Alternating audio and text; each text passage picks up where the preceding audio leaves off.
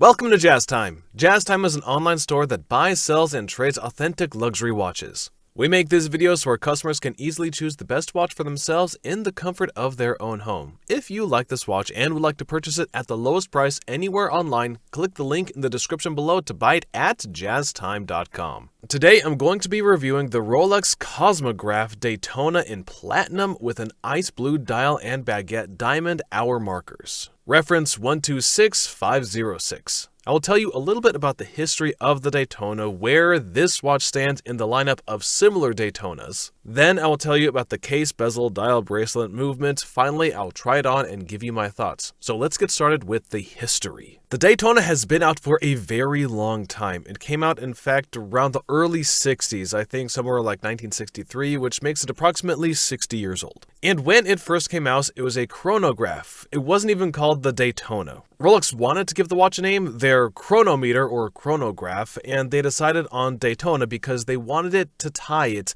to the racing history. And they were thinking to either do the Le Mans or the Daytona. And America being its largest market, they decided to name it the Daytona, named after a race Americans would recognize, and the name stuck. And rightfully so. It was a good choice because now the Daytona has become Rolex's most prestigious, most expensive, and most desirable sports line that they have ever made, surpassing that of other famous ones such as the GMT or the Submariner, the Yachtmaster, etc., etc. The Daytona is the number one, and I'll tell you why, and we'll get to that later in the video. Now let's talk about where this watch stands in the lineup. Now, the first time that Rolex ever put platinum in their Daytona was the very first Daytona. In fact, the first platinum Daytona, they called it the Generation 1. So the first generation was in 2013, which happened to be the 50th anniversary of the Daytona. The Daytona released in 1963, or at least the precursor of the Daytona was released back then. And then 50 years later, they released the platinum version of it, which is one reference before this one. So one generation before this one that you see in front of you right here, that is the first generation. That one is reference 116506. And I'll tell you about the difference when I get to those specifics. But that was the first time the Daytona had ever been made in platinum. Okay, so that was 11 years ago, back in 2013, but fast forward to 2023, the Daytona now comes into the second generation with a bunch of little changes. It still looks more or less the same, but there's a lot of changes which I'll go through when I start talking about the specifics, but suffice to say, for this history lesson right here, is that the Daytona that you see in front of you is the second generation Daytona, reference number 126506, released back in 2023. Okay, now let's start talking about the case. And as I talk about each specific part, I'll tell you what is the difference between this and the previous generation, if there really is one. Now, the case is still made out of that platinum, like I said, and just like it was before, but interestingly, most people don't know this, but the lugs are actually symmetrical. That's right, symmetric meaning both sides, the left and the right side, are the same, and they are thinner than the previous generation. And now you might be thinking to yourself, really? I couldn't tell. Actually, I couldn't tell either until someone told me, and then I looked at it very carefully, and then yes, I could tell. So the parts that connect to the bracelet on this generation, the second generation, are completely symmetric, meaning they are the same size on the left and the right side. On the previous generation, the left side was slightly bigger than the right, and it was also thicker. And the reason they did that is because they tried to balance the pushers by making the left side a bit thicker. But they did it in a way, and they decided to make it thinner as well as balanced by making them the same sized, which, if you ask me, I think it is a much better solution than it was before. Anyway, that's the difference here. It's not a major difference. Like I said, Rolex is really not changing the look of it. It's like, for example, the Porsche 911. They're not changing it massively. They're just making small incremental changes throughout the years to make it better and better, more refined and such. Okay, anyways, the case is 40 millimeters, which remains the same. Interestingly, since we're still talking about the case is actually thinner than the previous generation. Not by much, not a lot, it's like a hair thinner. Exactly, I am not sure, I haven't measured it, but it is just that little bit thinner. You could hardly tell, but if you don't see them side by side, you can hardly tell that this one's slightly thinner on the new generation. So That's the two things. The lugs are a little bit thinner and the profile itself is a little bit thinner, a hair thinner. All right, okay, and that's the case. It's still made of that platinum, very heavy. And by the way, I should say this. It is the only sports watch that Rolex makes out of platinum. They do not make any other sports watches out of platinum. So that also tells you what Rolex views the Daytona as. They view it as their premier sports watch, because they put their most expensive material into the Daytona, nothing else. They don't want to do that for any other model, just the Daytona, which should tell you something that is what they perceive, and what I also perceive, and what many other people perceive, is as their best sports watch. Okay, with that said, let's move on to the bezel. The bezel is also slightly different from before. Now it looks more or less the same. It is still brown, or they call it a chestnut brown ceramic bezel. Okay, and it's, by the way, the only bezel that Rolex makes in brown. They make many other ceramic bezels in gray, red, blue, black. They do not make any other bezel except in this model in brown. Now, yes, in darker light, it does actually look black, but if you look at it in the light, it is brown. Dark brown, but it is still a brown, so that has not changed. The difference here, however, the old generation, it's called the first generation, the entire bezel is made of ceramic, and that allowed it to be actually a bit more sturdy. I would say it would more scratch resistant. But in this generation, the second generation, it's only an insert that is ceramic. The outside ring here is still made of platinum, and then it holds the ceramic insert. So on the older generations, before the platinum even came out, you would have an aluminum insert in here and held by a metal frame for the bezel, but now you just have to do it over with a ceramic insert, as opposed to making both the frame and bezel holder as well as the insert. They made the first generation all ceramic. In this generation, just the insert. And so that's a pretty noticeable difference here, because that's definitely something you could see. And what that does is it makes the watch look much more streamlined, thinner, and in my opinion, it makes it look more up to date. Though it has this vintage feel to it if you compare the watch to the vintage Daytonas, meaning that those were created pre-2000, which were actually, 25 years ago. It looks like, just in a sense, that it has that type of bezel where you could have an insert on it.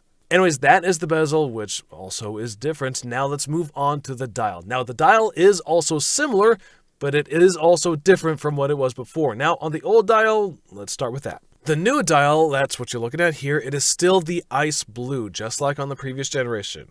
But the difference here, if you look at these hours or these counters, these sub-dials on the previous generation, they're ice blue throughout. On this generation, that's where you're looking at here, they have that chestnut brown to match the bezel. So these little circles, these inserts that count the minutes on the hours and the seconds, all three, 6 and 9, those are outlined with chestnut.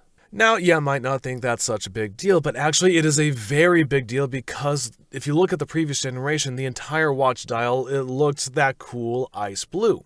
You couldn't see any distinction between the dial and subdials, and they just basically bled into each other. If you looked from afar, the whole thing looked completely ice blue with a brown bezel. Now, I didn't really like that so much. I think Rolex didn't like it either, so they made these subdials chestnut brown to match the bezel, which in my opinion just looks so much better. I really like it this way.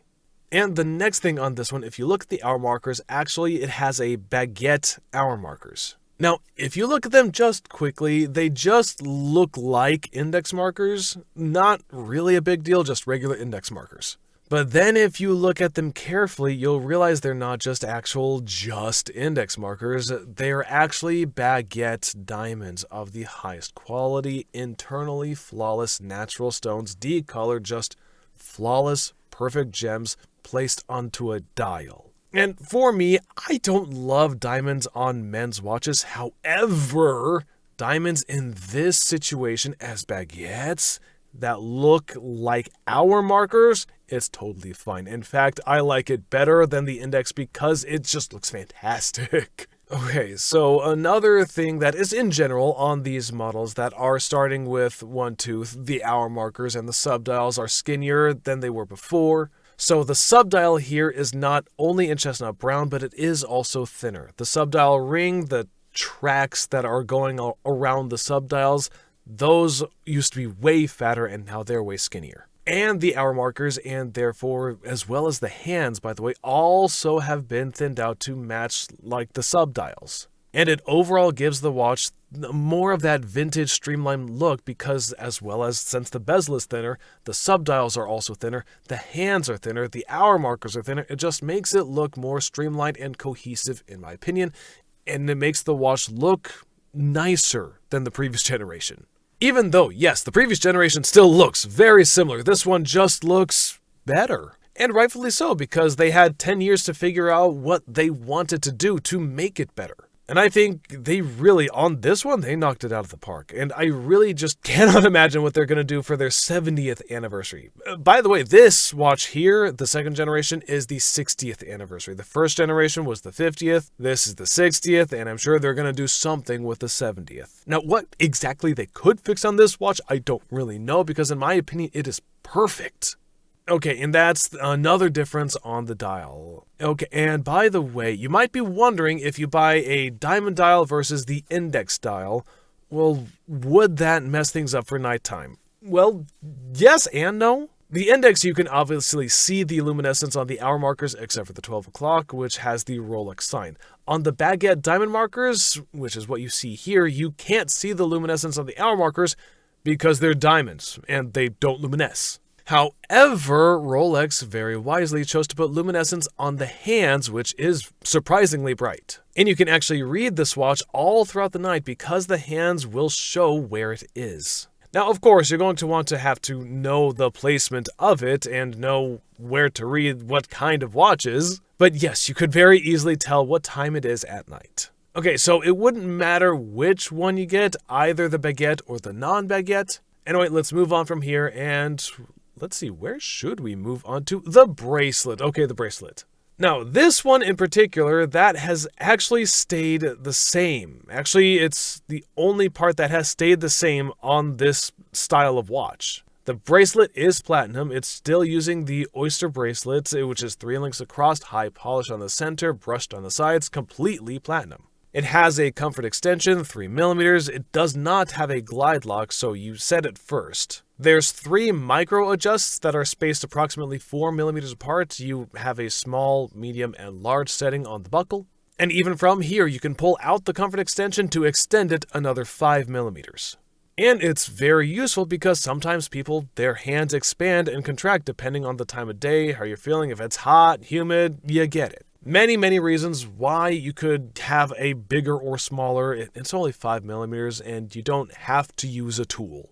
It's another great thing about it. It is the same thing as before though. They do not make the Platinum Daytona on any other bracelet, just the Platinum bracelets, not Oyster Flex, not Rubber, not Jubilee, not President, nothing, just Oyster, which is fine. They only offer the Platinum Daytona actually in 2 variations at all, the Baguette hour markers and the index hour markers, and that's it, which is not a bad thing because it keeps the watch very exclusive. Okay, that is the bracelets. Now let's move on to the next part, which is really cool and super duper cool, which is the movement. Now, the movement here is quite special. It's the first time that Rolex has ever introduced a movement that you can see through the back. It has a see-through back or exhibition case back, if you will. And you can see the movement, which is a 4131 movement, and it has a power reserve of 72 hours, which also has not changed from before, but the old movement was the 4130. And you cannot see that through the back. It was covered. But now Rolex has finally released a watch that you can see through the case back. They also did that on their 1908 dress watches, but it's really the first time that they have ever done it, and I have to say they did a great job. I think the movement looks just as good as Patek or AP, and it's also from a premier brand in the name of Rolex. And they also did the rotor in gold, so I don't see anything wrong with this watch. In fact, I see it as on par to Audemars Piguet or Patek Philippe. It just really looks like a beautiful movement, and it's just expertly done. And finally, when we get to an open case back so that they can see the other high-end brands such as Audemars or Patek, which are showing off their case back, which you could wonder why they never just showed it off before? Well, probably because the rotor was not gold. That might be one reason, but finally they did make the rotor out of gold and it is fantastic. So again, they knocked it out of the park, and I guess I'm not surprised. I mean, they're Rolex, the king of kings. Okay, so that is the movement. So now it is time to try this watch on my wrist and give you my thoughts. Now, I am 200 pounds, 6 feet tall, and I have a 7.5-inch wrist. And you might be wondering, is 40 millimeters too big or, sorry, too small? Maybe it should be bigger. You might want a bigger watch. Well, I'm here to tell you that even if I have not a large wrist, a 7.5-inch wrist, I am not a small man by any means. I'm not a huge man, 200 pounds, but 7.5-inch wrist, or sorry, a 40 millimeter watch. For this sports watch, it looks perfect. I don't think they should go with a 41 or anything larger. There's other watches that can fulfill if that is what you want, like the Submariner, the Sea Dweller, the Deep Sea, the Yachtmaster 2. There's many other options for you if you want a bigger watch, but this is a sleek sports racing watch that you would wear. And you could wear for almost everything, to be honest. It could be sporty, it could be a dressy watch in the way that it is very streamlined. As you see it on my wrist, it curves and follows the wrist perfectly, leaving no space. The lugs are curved downward, which makes the watch fit even better. And this unique combination of chestnut brown bezel and the ice blue dial got the best combination I think Rolex has ever made. In my opinion, it is the best men's sports watch that they have made. And actually, in Rolex opinion also. Why? Because they only make this in platinum, which is their most expensive material in the Daytona of the Daytona Platinum. The one with the ice blue baguette dial, baguette diamond dial. It is the most expensive. There is no sports watch that Rolex makes that is more expensive than this one, except for those, by the way, that are off catalog. And I'm not going to include those because, let's be real, sky is the limit on that. But for the very few people in the world that are ever going to be able to buy any of those because they're not on catalog and they're stupid expensive. But you can buy this at jazztime.com. They have the things like the Rainbow Daytona, Sapphires, and they have all sorts of crazy gem set Rolexes, which are off catalog, but you can still buy them at jazztime.com. Anyways, my point here is that I think Rolex really knocked it out of the park on this one, and I don't think they could have done anything further with this. It looks fantastic. It really is the best Rolex in my opinion. And look, if you want to buy this watch at the lowest price anywhere online, click the link in the description below and buy it at jazztime.com.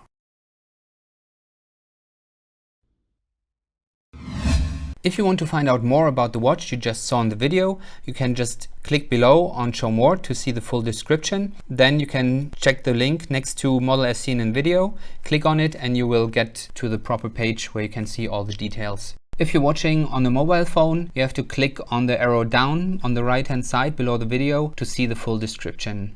If you like this video, please give us a thumbs up. If you would like to share this video with your friends, you can use the share button below and share it on any platform you like. If you have questions, constructive feedback, want to tell us about some mistakes or misspeaks, just write a comment below.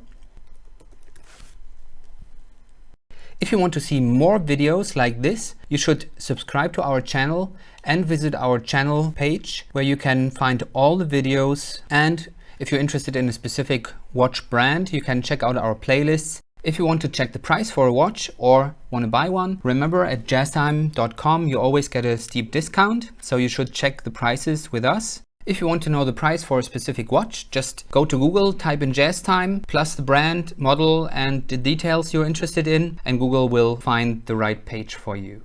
Thank you for watching.